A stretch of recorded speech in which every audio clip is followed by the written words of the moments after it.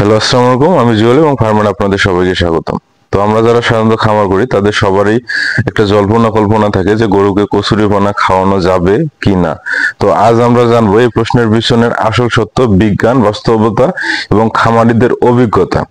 দেখেন ভাই, কচুরিপানা কি এবং কোথায় পাওয়া যায়? কচুরিপানা আমাদের গ্রাম বাংলার পানিতে ভেসে থাকা সেই সবুজ গাছ, নদী, খাল, পুকুর, ডোবা সবখানেই এর দেখা মেলে।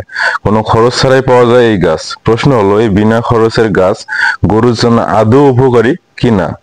গবেষণায় দেখা গেছে কচুরিপানায় আছে 8 থেকে 12% প্রোটিন, প্রচুর পরিমাণে আর্দ্রতা, প্রায় 80% থেকে 90%, কিছু পরিমাণে ফাইবার বা আঁশ, মিনারেল ও ভিটামিন। কিন্তু এটাও ঠিক, কচুরিপানায় শর্করা বা শক্তি খুব কম। সোজা ভাষায় যদি বলা যায়, এটা গরুর জন্য এক প্রকার ফিলার ফুড, যেটা পেট ভরাবে কিন্তু এটা খেলে পুরো পুষ্টি দেবে না। কচুরিপানা খেলে গরুর কি উপকার হতে পারে? গরমকালে গরুর শরীর ঠান্ডা রাখে, খড় বা ঘাস না পেলে এটা বিকল্প খাদ্য হিসাবে ব্যবহার করা যায়, খরচ কমে যায় কারণ খাবার কিনতে হয় না, দুধের পরিমাণ একদম কমে যায় না যদি অন্যান্য খাবারের সঙ্গে খাওয়ানো হয়। কচুরিপানার ক্ষতিকর দিকগুলো কি? এবার আসি গরু কচুরিপানা খাওয়ালে কি কি সমস্যা হয়। কচুরিপানা অতিরিক্ত পানি থাকে, বেশি খেলে পেট ফেঁপে যায়, হজমের সমস্যা হয়, ফলে গ্যাস সৃষ্টি হতে পারে। যদি পানিতে কচুরিপানা বড় হয় রাসায়নিক সার বা দূষিত পানিতে, তাহলে টক্সিক হতে পারে। অনেক সময় এতে পোকামাকড় বা ছত্রাক থাকতে পারে, যা গরুর জন্য খুবই বিপজ্জনক। কোন কোন দেশের খামারিরা কচুরিপানা ব্যবহার করছে?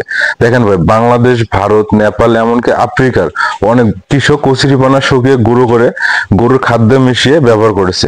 নাইজেরিয়া এবং কেনিয়াতে কচুরিপানা দিয়ে পিলেট বানিয়ে গরুর খাবার বানানো হচ্ছে। বাংলাদেশে ময়মনসিংহ, বরিশাল, পটুয়াখালী অঞ্চলের অনেক খামারি তা ব্যবহার করেন। কচুরিপানা কিভাবে খাওয়ানো যাবে? কচুরিপানা কখনোই সরাসরি খাওয়াবেন না।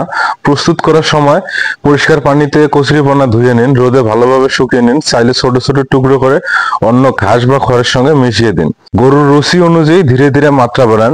গরুকে কচুরিপানা খাওয়ানোর আগে আপনার জন্য যে চেক লিস্ট গুলো থাকবে ভাই, দেখবেন আপনার এলাকায় কচুরিপানা সহজলভ্য কিনা, পানি দূষিত কিনা, শুকিয়ে খাওয়ানোর ব্যবস্থা আছে কিনা, আপনি অন্য খাবারের সঙ্গে মিশিয়ে খাওয়াতে পারবেন কিনা। এই প্রশ্নগুলোর উত্তর যদি হয় তাহলে কচুরিপানা আপনার খামারে কাজে লাগবে। গরু পালনের খরচ কমানো মানে শুধু টাকা বাঁচানো না, এটা এক ধরনের বুদ্ধির খেলা। কচুরিপানা বিনা খরচের খাবার, তবে জ্ঞান ছাড়া খাওয়ানো যাবে না। আরেকটা কথা বলে ভাই, আমার কথাগুলো হয়তো আপনাদের ভালো লাগতেও পারে, না লাগতেও পারে, তাতে আমার কিছু যায় আসে না। কারণ আমার তরফ থেকে আমি একটা মানুষ, আমি সাধারণত আমারও ভুল হইতে পারে। আমি আপনাদের জাস্ট আমি বলতে চাই যে আপনি যদি ডেইরি সেক্টরে আসেন ভাই, তাহলে আপনার যে ডাক্তার হইতে হবে বা ভেটেরিনারি হইতে হবে এমন কোনো কথা নাই। শুধু সর্বোচ্চটা চেষ্টা করবেন জানার জন্য বা বোঝার জন্য যে না, আমার এটা করলে ভালো হবে। কারণ অনেক লোকে আপনাকে অনেকভাবে বোঝাবে, অনেকভাবে বলবে, যেহেতু আপনি জানেন না।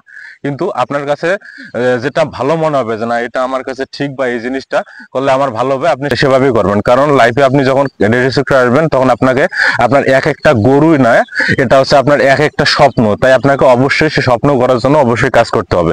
সবাই ভালো থাকবেন, সুস্থ থাকবেন। দেখা হবে আগামী ভিডিওতে নতুন কোনো জিনিস নিয়ে। সে পর্যন্ত আল্লাহ হাফেজ।